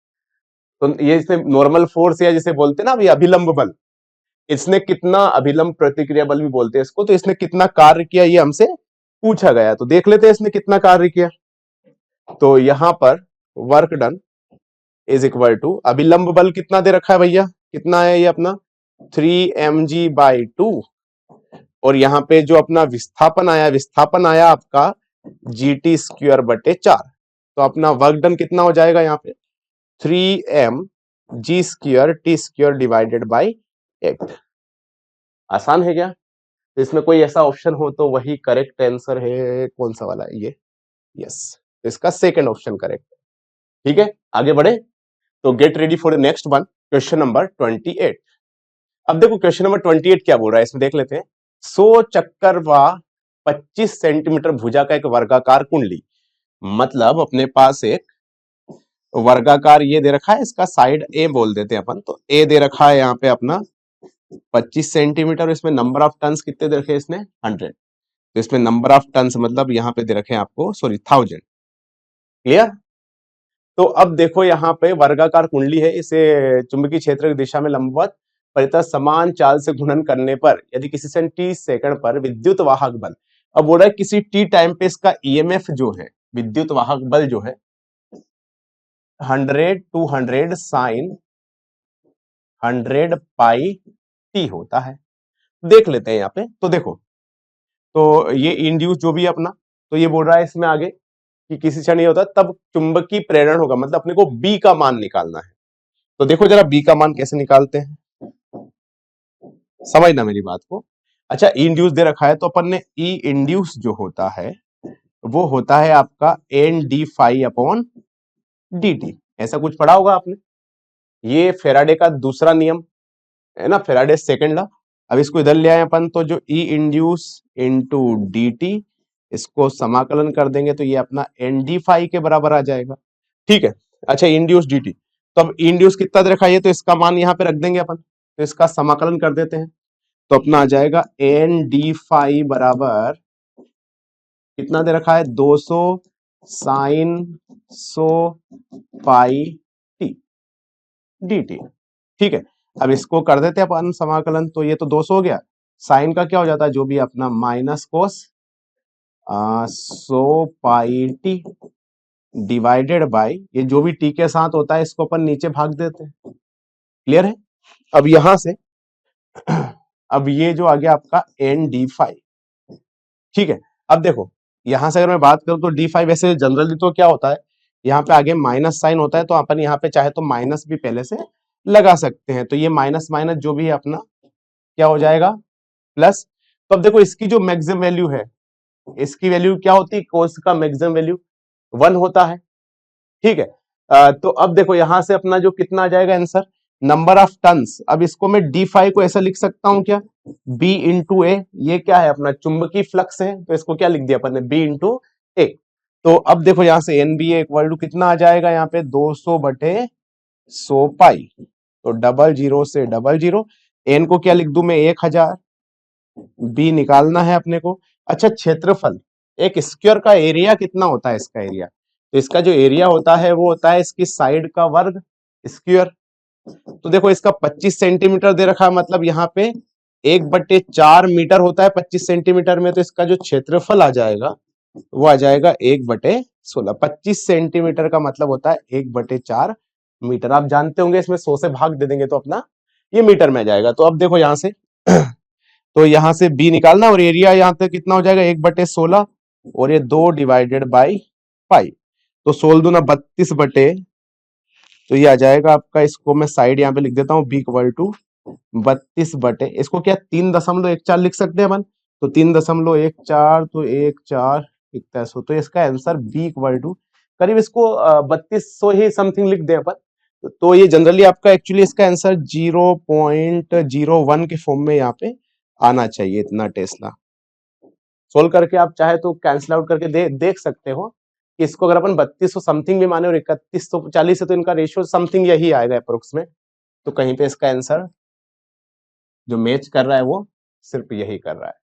ठीक है, आसान है। क्या किया मैंने, समझ में आ गया कि पहले तो इसका क्षेत्रफल वगैरह निकाल लिया अपन ने, साइड दे रखी थी, नंबर ऑफ टर्न्स दे रखे थे, फिर यहाँ पे बस फार्मूला लगा दिया Newton's sorry Faraday's second law को लगा दिया, यहाँ से सोल्व कर लिया, आसान है। 0.01। अगला क्वेश्चन अगर हम बढ़े, क्वेश्चन नंबर 29। एक ऊंचाई मतलब एक स्टेप अप ट्रांसफार्मर है जो ऑपरेट कर रहा है 230 वोल्ट लाइन पे, सप्लाई लोड करंट 2 एम्पियर। ठीक है, ratio of primary and secondary winding is 1:25। तो देखो हिंदी में भी अपन इजीली पढ़ लेते हैं इसको कि एक हमारे पास एक ट्रांसफार्मर है 230 वोल्ट लाइन पर कार्य कर रहा है। अब इसमें 2 एम्पियर का लोड करंट, देखो लोड धारा का मतलब होता है हम आउटपुट की बात कर रहे हैं, मतलब हम सेकेंडरी की बात कर रहे हैं। प्राथमिक तथा द्वितीयक संख्याओं की फेरों की संख्या, तो P4 प्राइमरी S4 सेकेंडरी कितना दे रखा है 1/25। ठीक है, 25 है, तो प्राथमिक कुंडली में क्या निकालना है, करंट निकालना है, और इसने दे रखा है लोड करंट, मतलब यहाँ पर सेकेंडरी करंट दे रखा है इसने 2 एम्पियर। तो देखो कितना आसान है, देखो अपन जानते हैं कि NP/NS जो होता है वो होता है इसका क्योंकि करंट नंबर ऑफ टर्न्स और वोल्टेज सेम फेज में होते हैं, बस ये जो अपोजिट होता है, तो यहाँ पे ऊपर सेकेंडरी आ जाएगा और नीचे प्राइमरी आ जाएगा। तो अब यहाँ पे देख लेते हैं अपन NP/NS की वैल्यू कितनी दे रखी है इसने 1/25। सेकेंडरी करंट अपने को दे रखा है 2 एम्पियर, और अपने को प्राइमरी करंट निकालना है, तो यहां से I प्राइमरी आ जाएगा आपका 25 दूना 50 एम्पियर। कहीं पे अगर ऑप्शन है तो ये करेक्ट है, हाँ राइट, ये 50 एम्पियर। आसान है, तो बहुत सिंपल सा है कि इसने बोला कि प्राथमिक और द्वितीय कुंडलियों में फेरों की संख्या का रेशियो दे रखा है, और करंट और ये हम जानते हैं ऑलरेडी पढ़ते हैं, तो डायरेक्ट बस वैल्यू यहाँ पे पुट करनी है। अगला प्रश्न, ideal gas undergoes the adiabatic exchange. Okay, यहाँ से यहाँ तक एक आइडियल गैस है हमारी, P1 V1 T1 से P2 V2 T2 पे जाती है, उसमें किया गया कार्य जो है वो क्या होगा, म्यू है वो नंबर ऑफ मोल्स है। तो देखो कैसे निकालते हैं, अब जानते हो एडियाबेटिक प्रोसेस, तो हम जानते हैं डेल्टा Q इक्वल टू क्या होता है भैया, delta U plus delta W। ये है अपना फर्स्ट लॉ ऑफ थर्मोडायनेमिक्स, ये उष्मागतिकी का प्रथम नियम। अब यहां से क्या करना है कि बताएं, अगर एडियाबेटिक है तो डेल्टा Q का मान कितना हो जाता है 0, तो यहाँ पे ये 0 हो जाता है, तो यहाँ पे delta U plus delta W, तो यहाँ से जो डेल्टा W आ जाता है उसको अपन माइनस डेल्टा U लिख सकते हैं क्या, और यही कार्य निकालना है। और यहां से डेल्टा W माइनस, अभी जो डेल्टा U है, डेल्टा U को अपन क्या लिखते हैं बताओ जरा, NCV डेल्टा T। ठीक है, क्या लिखते हैं, NCV डेल्टा T। तो यहाँ पे delta W equal to NCV delta T को क्या लिख सकते हैं अपन, T final minus T initial, ये माइनस का अंदर मल्टीप्लाई करेंगे तो आ जाएगा आपका NCV T initial minus T final. बस कुछ है तो नहीं, इजी तो है। डायरेक्ट यहाँ पे उष्मागतिकी का नियम ये जानते हैं हम लोग, जैसे बोला कि अगर ये एडियाबेटिक या जिसे ऊर्ध्वोष्म प्रक्रम बोलते हैं तो उसमें डेल्टा Q का मान क्या होता है, 0 होता है। यहाँ से वर्क डन निकाल लिया। डेल्टा यू को हम जानते हैं एनसीवी डेल्टा टी होता है, तो यहाँ पे कोई ऐसा ऑप्शन है तो देख लेते हैं। T1, यस, ये आएगा answer. W equal to NCV, देखो एनसीवी डेट T1 minus T2, T initial minus T final. Okay, तो इसने क्या किया था, टी इनिशियल मतलब T1 बोला, टी फाइनल मतलब जो भी T2 बोला, तो यहाँ पे T1 माइनस T2 लिख सकते हैं आप, एन की जगह म्यू लिख सकते हैं। इसने बोला है जैसा कि T1 माइनस T2, ये बेसिक सवाल था। क्लियर है? तो बढ़ते हैं आगे की ओर। अगला क्वेश्चन 31, ठीक है, अगला क्वेश्चन है 31। 31 देखते हैं क्या बोलता है। Velocity v particle depends upon t like that, एक कण का वेग इस तरह से निर्भर करता है तो भौतिक राशि द्वारा, तो ऐसा यूनिट होगी किसकी, डी की निकालनी। अब देखो, चाहे कितनी भी कैसी भी समीकरण हमें दे रखी हो, इससे कोई फर्क नहीं पड़ता है अपने को।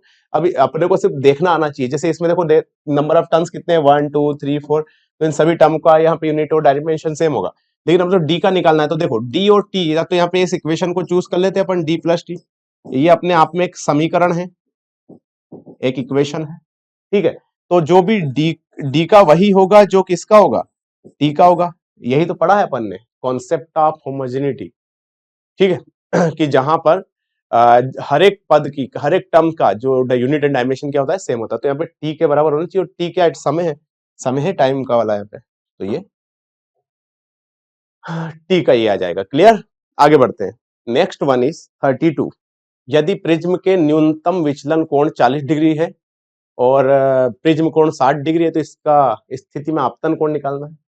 अरे यार ये बहुत आसान है, देखो म्यू पढ़ा है आप लोगों ने, sine I by sine R होता है, और आई की जगह क्या लिखते हैं अपन, delta M plus A by two, और यहाँ पे नीचे होता है आर, आर मतलब ए बाई टू। तो यहाँ पे जो ये होता है ये आई के बराबर ही होता है, तो आई इक्वल टू क्या हो गया अपना, delta M plus a divided by two. तो आई इक्वल, डेल्टा एम कितना दे रखा है इस बंदे ने, 40, ए दे रखा है 50/2, तो यहाँ पे आई 90/2 कितना हो गया, सॉरी 60 है शायद, ये 60 है, तो ये 60, 60 और 100, तो 100/2, तो हमारा कितना हो जाएगा ये 100/2। तो एक्चुअली 50 डिग्री आना चाहिए अपना आंसर, तो कहीं पर है, यस, आसान है। तो ये डायरेक्ट फार्मूला बेस्ड सवाल था। आगे बढ़ते हैं अपन 33। 33 में देखो जरा क्या बोल रहा है ये, एक प्रकाश का आयाम ए है, ध्रुवक एवं विश्लेषक मध्य कोण क्या है, ध्रुवक व विश्लेषक के मध्य कोण जो है वो है 60 डिग्री, विश्लेषक द्वारा परावर्तित प्रकाश आयाम होगा।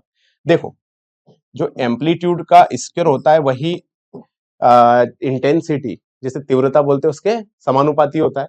तो अगर हम बात करें तो ये हम जानते हैं मालूस लॉ, तो आई इक्वल टू जो भी होता है वो I naught cos square phi के बराबर होता है। तो I equal to A square cos square. अब देखो इनके बीच का जो कोण है वो कितना दे रखा है, 60 डिग्री, और यहाँ पे ए स्क्वायर ये अपना आई मान लेते हैं अभी, और cos 60 की वैल्यू होती है 1/2, और 1/2 का भी वर्ग करेंगे तो 1/4। अच्छा ये आई जो है इसको मैं ऐसा लिख सकता हूँ क्या, ए डैश का वर्ग, तो ये आ जाएगा आपका a वर्ग बटे 4। तो a डैश इक्वल टू आना चाहिए आपका, दोनों साइड रूट ले लेते हैं यार, तो ये भी a डैश हो जाएगा, ये हो जाएगा, और ये 2 हो जाएगा, तो a/2 कहीं पे आंसर में है, बस यही आंसर हमारा होना चाहिए। ठीक है, तो ये 33 क्वेश्चन तक जो हमारे कंप्लीट हो गए। तो हम जो है अब यहां से आगे बढ़ेंगे, और जो क्वेश्चन नंबर 34 की बात करें, तो देखो क्वेश्चन नंबर 34 क्या होगा। 34 बोल रहा है कि यंग्स डी स्लिट, इसमें S1 और S2 जो उत्सर्जित जो तरंग दैर्घ्य वो 6000 है, प्रकाश के द्वारा व्यतिकरण प्रतिरूप पर्दे पर प्राप्त किया जाता है। यदि पर्दे के P पर तीसरी अदीप्त फ्रिंज बनती है तो समांतर S1 माइनस S2P माइक्रोमीटर में होगा। देखो S1P माइनस S2P समझना, इसे बोलते हैं अपन पाथ डिफरेंस या पथांतर क्या बोलते हैं जो आप, ठीक है, तो पथांतर या पाथ डिफरेंस बोलते हैं। तो अब ये डेल्टा एक्स बोल रहे हैं अपन, अगर मान लो ये अगर ये कौन सी फ्रिंज की बात कर रहा है, ये डार्क फ्रिंज या अदीप्त फ्रिंज, तो डार्क फ्रिंज के लिए डेल्टा एक्स का मास जो मान होता है वैल्यू, वो कितना होता है 2n-1 λ/2 पड़ा होगा। ये किसके लिए होता है, जब यहाँ पे डिस्ट्रक्टिव इंटरफेरेंस हो। डिस्ट्रक्टिव मतलब कौन सा, अरे विनाशी, और एक होता है कंस्ट्रक्टिव जिसका मतलब होता है संपोषी, व्यतिकरण जो भी। तो डेल्टा एक्स देखो डेल्टा एक्स जो है यहां से अपने को 2n-1 इंटू, तो यही अपने को निकालना है। तो देखो कौन सा तीसरी की बात कर रहा है, तो एन की जगह 3 रख देते हैं, -1। ये दे रखा है लेमडा 6000/2, तो ये 3 दूनी 6 -1 5, 5 और 3, तो ये कितना हो जाएगा भैया 15,000 एंगस्ट्रॉम। और एंगस्ट्रॉम को क्या लिख सकते हैं, 10 की घात -10, और यहाँ पर 1 2 3 4 के बाद अगर मैं पॉइंट लगाऊं तो 1.5 गुणित 10 की घात 4, 4 और -10 हो जाएगा -6, तो 1 माइक्रोमीटर, 1.5 माइक्रोमीटर होना चाहिए। बस ये उत्तर आ गया, कितना आसान था। और अगर मान लो कि ये संपोषी व्यतिकरण का बोलता तो फिर अपन ने डेल्टा एन की, डेल्टा एक्स की वैल्यू मतलब पथांतर का मतलब क्या रखते हैं, एन लेमडा रख देते हैं। ठीक है, आसान है। चलिए आगे बढ़ते हैं फिर अपन 35 क्या बोल रहा है देख लेते हैं जरा। Displacement of the charge q in the electric field E1 E2 E3 like that r है, तो वर्क डन निकालना है। ये तो महा ही चिरकुट प्रॉब्लम है। देखो कैसे, बहुत इजी प्रॉब्लम है ये, बहुत आसानी से अपन निकाल सकते हैं। देखो जरा, क्योंकि देखो हम जानते हैं कि वर्क डन होता है फोर्स का डॉट प्रोडक्ट इसके विस्थापन के साथ, जानते हैं सारे बच्चों ने ये वर्क पावर एनर्जी में किया होगा। तो देखो वर्क डन, इसको अब यहाँ पे एफ इक्वल टू क्या लिख सकते हैं अपन, क्यू इंटू ई लिख सकते हैं, ये भी हमारे बच्चे जानते होंगे। ठीक, तो क्यू ई की जगह क्या रख दू बेटे, E1 आई के प्लस E2 जे के प्लस E3 के कैप, इसका डॉट प्रोडक्ट कर देते हैं विस्थापन के साथ, तो ए आई प्लस बी जे। तो देखो जरा, ये तो क्यू E1 का ए के साथ तो ये आ जाएगा E1 ए प्लस E2 का बी के साथ तो ये आ जाएगा E2 बी, और के तो है नहीं तो वो तो जीरो हो जाएगा E3, तो यहाँ पे ऐसा कुछ आंसर आपका आना चाहिए, तो E1 ए प्लस E2 बी, ये वाला। ठीक, आसान है, तो इसका आंसर, इसका उत्तर होगा अपना ए वाला।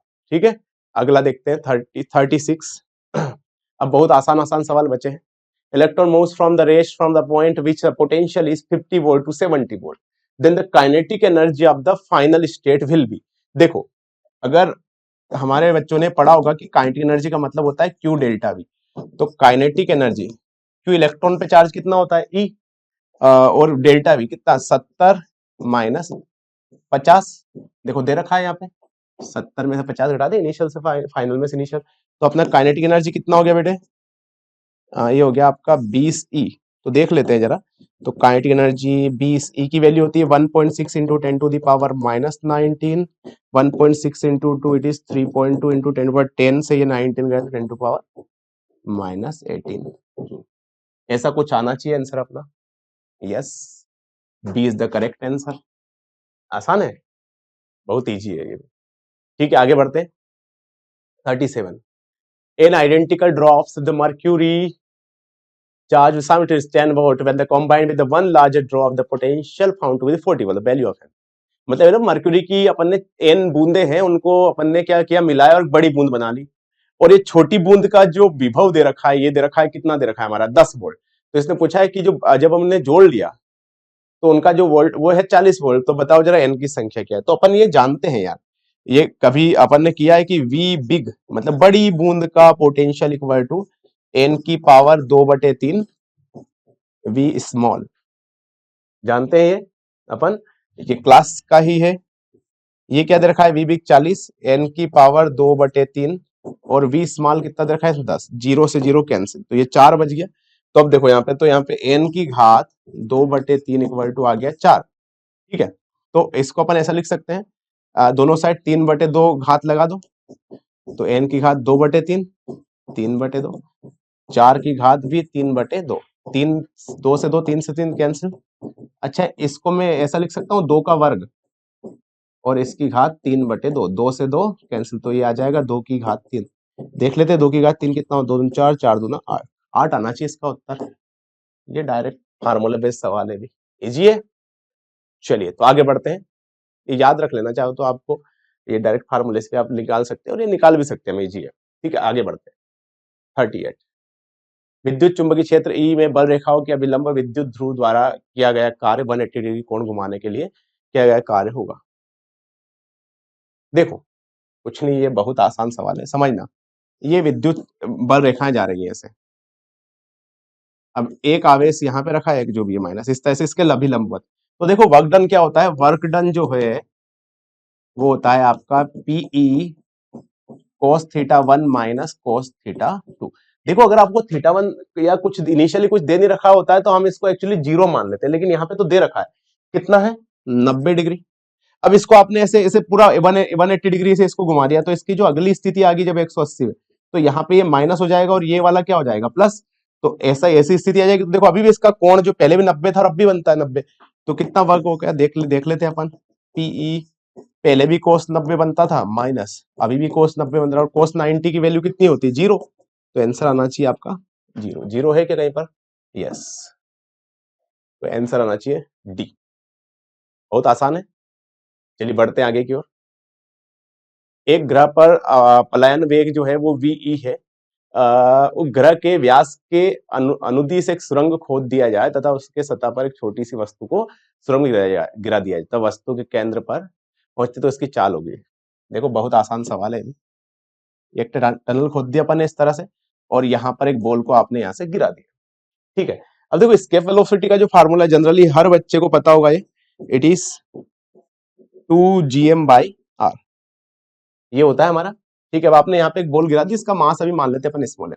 अच्छा यहाँ पे इसकी ऊर्जा कितनी होगी -gmm/r, ये अभी सरफेस पर है तो यहाँ से इसकी जो भी है डिस्टेंस है वो r के बराबर ही होगी, त्रिज्या के बराबर, ठीक है। और जब ये यहाँ पे नीचे आती है और जैसे ही केंद्र में पहुंचती है, तो अच्छा केंद्र पे इसकी एनर्जी मैंने एक और चीज आपको बताई थी, ये तो टोटल एनर्जी इनिशियल, अच्छा टोटल एनर्जी फाइनल आपको बताई थी मैंने कि भैया जो फाइनल जो अगर सेंटर की बात करें तो सेंटर पर जो पोटेंशियल है वो सरफेस के कंपैरिजन में कितना हो जाता है 3/2 टाइम हो जाता है। तो यहाँ पे जो ऊर्जा क्या हो जाएगी एनर्जी यहाँ पे माइनस, ठीक है, -3/2 gmm/r। देखो यहाँ पे पोटेंशियल जो होता है वो कितना होता है -3gm/r होता है, और यहाँ पे तो -3gm/r होता है। तो यहाँ पे जो भी अपना पोटेंशियल 3/2 टाइम्स हो जाता है as compare to the surface. देखो -3gm/2r होता है, तो यहाँ पे मास और मल्टीप्लाई कर देंगे तो ये ऊर्जा हो जाएगी, क्योंकि पोटेंशियल या जिसे हम बोलते हैं विभव, विभव में जब द्रव्यमान से गुणा कर देते हैं तो वही ऊर्जा हो जाती है। अब देखो अगला क्या है प्लस काइनेटिक एनर्जी, क्योंकि यहाँ पर तो इसके पास गतिज ऊर्जा भी है, यहाँ पे तो प्रारंभिक वेग क्या था u बराबर 0, इस वजह से काइनेटिक एनर्जी 0 थी। अब देखो ऊर्जा संरक्षण का नियम या law of conservation of energy क्या बोलते हैं, इनिशियल और फाइनल दोनों क्या होना चाहिए बराबर होना चाहिए। तो -gmm/r is equal to -3/2 gmm/r plus half mv square. इसको माइनस को इधर ले जाएंगे तो क्या हो जाएगा प्लस, और 3/2 में से एक गया तो कितना बचेगा 1/2 gmm/r इज इक्वल टू, इधर बचा आपका हाफ m स्क्वायर, m से m कैंसिल 2 से 2, तो v आ जाएगा आपका √gm/r। और इसकी जो वैल्यू है तो मैं इसको ऐसा लिख सकता हूं क्या, इसको 2 से गुणा कर दो ऊपर और 2 से ही भाग दे दो, तो 2gm/r की वैल्यू जो है ये दे रखा है इसने ve, तो ये √2, तो आपका आंसर v/√2 आना चाहिए आंसर कहीं पे, यस। तो इसका बी आंसर है वो करेक्ट है। आसान है। ऊर्जा संरक्षण का नियम लगाना है कि भैया यहाँ पे ऊर्जा इक्वल टू यहाँ पे ऊर्जा, और केंद्र पे याद रखना केंद्र पे जो विभव होता है सेंटर पर वो 3/2 टाइम्स होता है as compare to the surface, मतलब सतह से। क्लियर है। एक क्षैतिज सड़क पर जो है एक बंदूक रखी हुई है और ये 100 मीटर प्रति सेकंड से एक गोली को दागती है 45 डिग्री कोण से। अब एक कार यहाँ से 500 मीटर पे खड़ी हुई है और ये बोलता है कि जैसे ये दागती है तो ये एक बंदूक से जो गोली है ये ऐसे जाएगी और कहीं ना कहीं जाके यहाँ पे गिर जाएगी, और इतने टाइम में ये जो कार है इसको भी यहीं पे पहुंचना है ताकि ये कार पे जो गोली जो है वो टकरा जाए, ऐसे बोल रहा है। तो पूछ रहा है कि जहां से आपने गोली दागी थी इस जी से, और मान लो ये जो पॉइंट है ये पी पे जाके टकराती है, तो जी से लेके तो पी तक के मतलब दूरी आपको निकालनी है, कितनी है ये बोल रहा है। देखते जरा। A gun is kept on the straight horizontal road as used to the car traveling along the same road away from the gun with the uniform speed of 20 meter per second. The car is the distance of the 500 meter from the gun. When the gun is fired, the velocity of 100 meter per second at angle 45 degree with the horizontal, find the distance of the car from the gun where the shell hits it. ठीक है, तो car जब वहां पे होगी तो उसकी gun से डिस्टेंस निकाल दे। तो मान लेते हैं ये डिस्टेंस क्या हो गई x, ये x निकल जाएगी, फिर अपन 500 प्लस x निकाल लेंगे। तो देखो जितनी देर में गोली चल के यहां से टकराई उतनी देर में कार को कितना चलना पड़ेगा x चलना पड़ेगा, ठीक है। तो x तो हम निकाल लेते हैं भैया, तो कितना हो जाएगा भैया 500 प्लस एक्स बराबर, ये क्या इसकी रेंज के बराबर आना चाहिए। आई बात समझ में, किसके बराबर आना चाहिए, इसकी रेंज के बराबर। और रेंज कितना है तो निकाल लेते हैं। रेंज कैसे निकालते हैं, रेंज का फार्मूला बच्चों को पता है, U square sine 2 theta divided by G. तो रेंज यहाँ पे एक्स के बराबर है, सॉरी रेंज यहाँ पे जो भी है तो रेंज कितनी है, एक्स प्लस 500 के बराबर रेंज। यहाँ पे ये कितना हो जाएगा यू मतलब 100 का स्क्वायर, तो 100 इंटू 100 साइन 45 इंटू 2 9 साइन 90 पे 1 होता है, जी की वैल्यू 10 तो 1000। तो यहाँ पे रेंज की वैल्यू इसके आर के बराबर होनी चाहिए बेटे ये, तो ये 500 प्लस एक्स बराबर 1000 आ रहा है, तो एक्स इक्वल टू 500। ये अपने को तो एक्चुअली क्या क्या निकालना है, यही निकालना है 500 प्लस एक्स, तो कितना आ रहा है 1000 आ रहा है, यही डिस्टेंस निकालनी है आपको, ठीक है। तो ये कितनी हो जाएगी 1000, तो 1000 कहीं पर है क्या आंसर, बस तो यही उत्तर होगा। डायरेक्ट आप रेंज से निकाल लेते हैं, ये कार वगैरह देने की जरूरत नहीं, क्योंकि वो तो टकराएगी तो वहीं पर ना जहां पर जो वो गिरेगी फाइनली। अब कोण दिया था और वेग दिया था तो कोई जरूरत ही नहीं, डायरेक्ट निकाल सकते थे रेंज से, ठीक है। तो आगे बढ़ते हैं 41, 40 हो गया अपना 41। देखो the effective resistance the parallel combination, ठीक है। ये बोल रहा है कि जब समांतर संयोजन, तो समांतर संयोजन में जानते हो अगर दो प्रतिरोधों को अपन समांतर या पैरेलल जोड़ते हैं तो ये आता है, ठीक है। अब ये कितना दे रखा है इसने 12/7 लिख दिया बच्चों, 12/7, ठीक है। इनमें प्रतिरोध हटा दिया जाए तो एक प्रतिरोध जो है वो 4 ओम है, तो अन्य प्रतिरोध कितना, तो एक बोल रहा है कि चलो इसको R1 मान लेते हैं, R1 को दे रखा है 4, तो अगला कितना है ये निकालना है अपने को, रख देते हैं भैया, क्या है उसमें 4 रख दो एक की जगह, दूसरा जाएगा तो ये आ जाएगा 4R2, ये आ जाएगा बेटे 4 plus R2 is equal to 12/7, 4 एकम 4, 4 3 12, इसको इधर ले आए तो 7R2 इक्वल टू इधर आ जाएगा 4 3 12 प्लस 3R2, इसको इधर ले आए तो ये 4R2 हो जाएगा भैया 12, तो R2 12/4 मतलब 3, 3 कहीं पे आएगा आंसर तो वही सही है, this is the correct answer, ठीक है। आसान है, कुछ भी नहीं है, बहुत सिंपल सा है, डायरेक्ट फार्मूला बेस्ड सवाल है, R1 R2 अपन R1 प्लस R2 बस डायरेक्ट वैल्यू रखनी। चलो अगला देखते हैं 42, नीचे दिए गए परिपथ में 3 एम्पियर, खैर इसमें थोड़ा सा मतलब देखना पड़ेगा क्योंकि यहाँ पे परिपथ जो है वो मिस हो गया है, और चलो तो इसमें एक्चुअली जो है यहाँ पे जो V/I जो होता है कुछ R जैसा, तो यहाँ पे 6/3 मतलब 2 एम्पियर के 2 ओम या इसके लेस या कुछ ऐसा कुछ आना चाहिए, खैर चलो आगे बढ़ते हैं भाई। 43 the charge deposit in the 4 micro capacitor is, देखो कितना आसान है ये, इस पे निकालना है कि इस पे कितना आवेश होगा, चार्ज कितना होगा। देखो तो 4 और 2 ये समांतर में, तो ये तो जुड़ जाएंगे, 4 प्लस 2 कितना हो जाएगा, ये तो 6, 6 और 6 फिर क्या हो जाएंगे सीरीज में, तो 6 और 6 सीरीज में हो जाएंगे, तो इन दोनों को मिला के अब क्या हो जाएगा एक, ये तो 12, और ये 6 और 6 सीरीज में हो जाएंगे, तो इन दोनों को अगर हटाएं तो 6/2 हो जाता है एक जैसे, तो ये हो जाएगा आपका 3। मेरे ख्याल संयोजन आता है ये सभी को, ठीक है। 4 और 2 6, और 6 और 6 फिर ये वापस मिलके 3 हो जाएगा क्योंकि श्रेणी में हो जाएगा सीरीज में। तो अब देखो इसको अगर मैं बात करूं तो इसमें कितना करेंट चार्ज टोटल फ्लो होगा, तो Q इक्वल टू 12 गुणित 3, Q इक्वल टू CV होता है, तो Q इक्वल टू हो जाएगा अपना जो भी है 3 गुणित 12, तो 12 36। अब देखो यहां से 36 भैया निकल रहा है, ठीक है, समझ में आ गया, 36 माइक्रोकुलम आवेश यहां से निकल रहा है।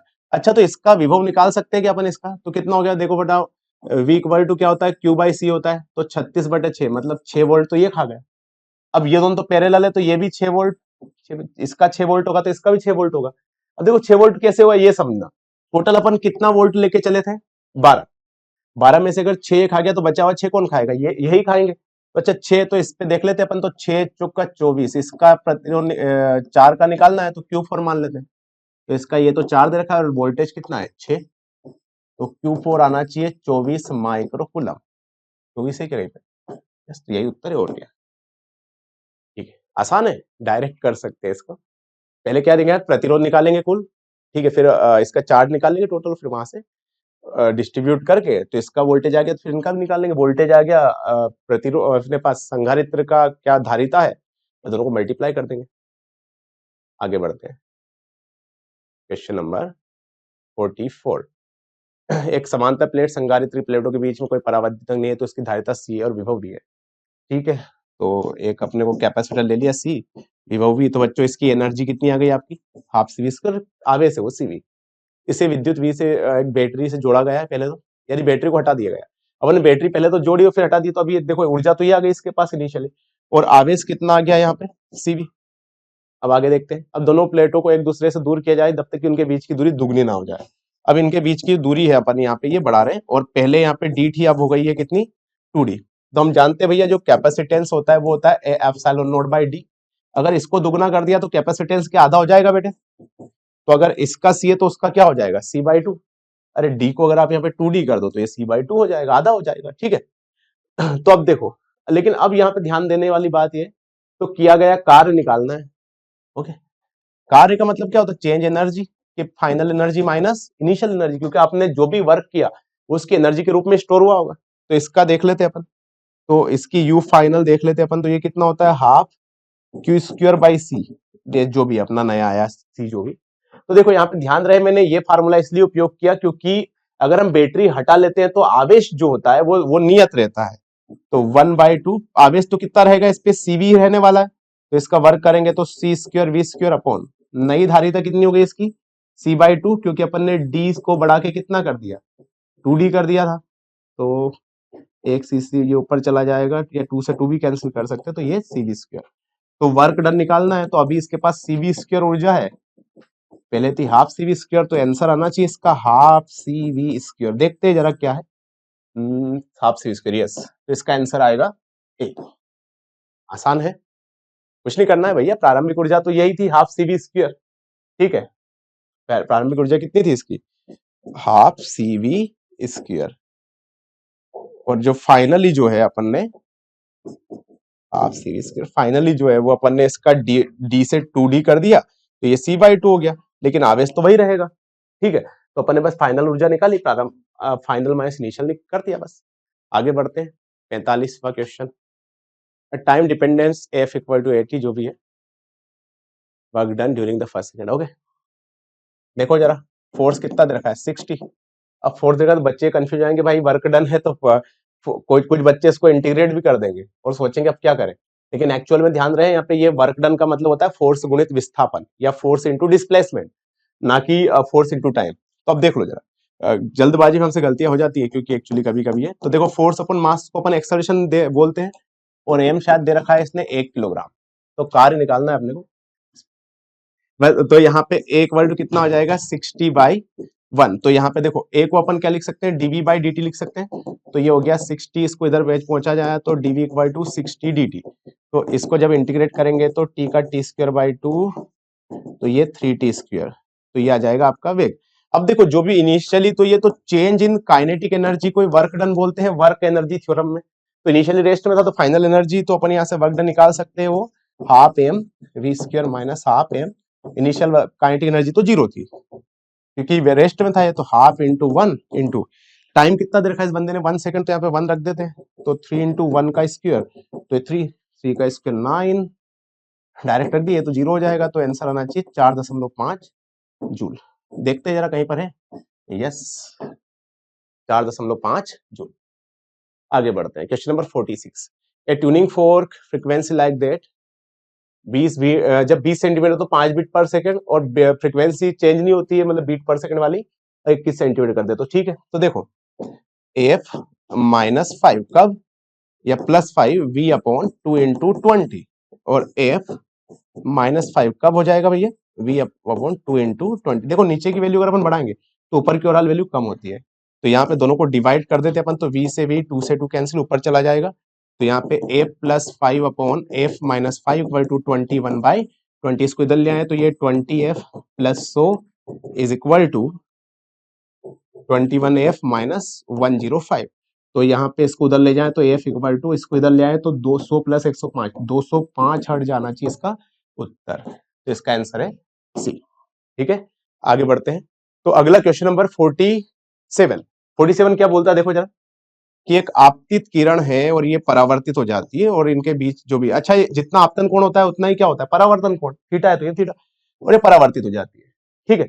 अब देखो इनके बीच जो कोण है, अगर ये नहीं होता तो ये कैसे सीधे चले जाती तो इनके बीच जो अपने को कोण निकालना है, और ये बोल रहा है एंगल निकालना है, द एंगल ऑफ इंसिडेंस, और इनके दोनों की वैल्यू दे रखी है। देखो तो एक बात बताओ, यहां पर अगर अपन ने ये पढ़ा होगा बच्चों ने कि cos थीटा इक्वल टू होता है a dot b upon a का मैग्नीट्यूड और b का मैग्नीट्यूड।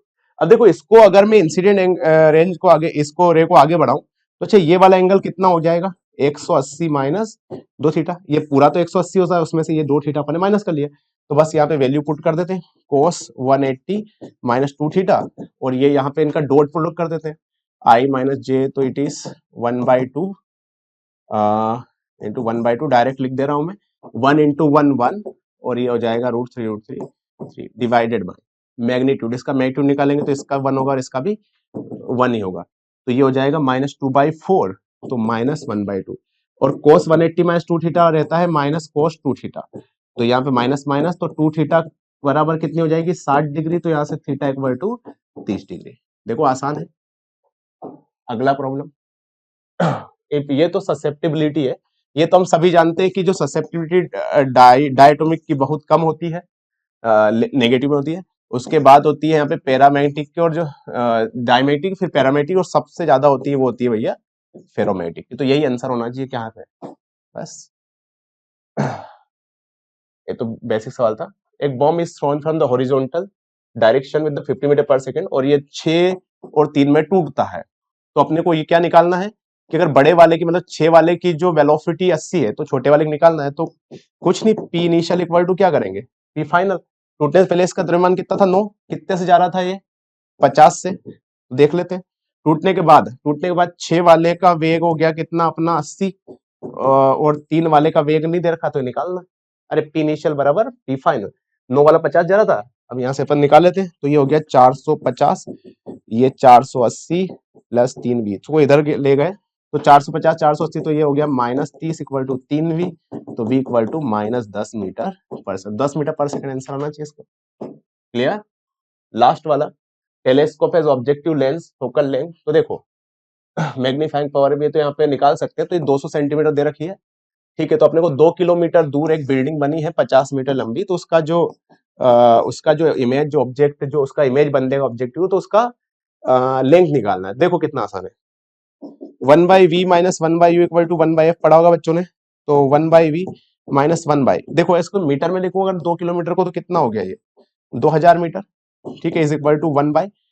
f कितना है भैया 200 सेंटीमीटर है, तो 200 सेंटीमीटर को अपन 2 मीटर, तो इसको लगभग मैं 0 मान लेता हूं यार इसके कंपैरिजन में, है ना। तो v तो कितना आ गया 2, तो अब देखो तो अपना m इक्वल टू क्या, अपन v/u समथिंग पढ़ते हैं, तो ये हो गया 2/2000, ठीक है।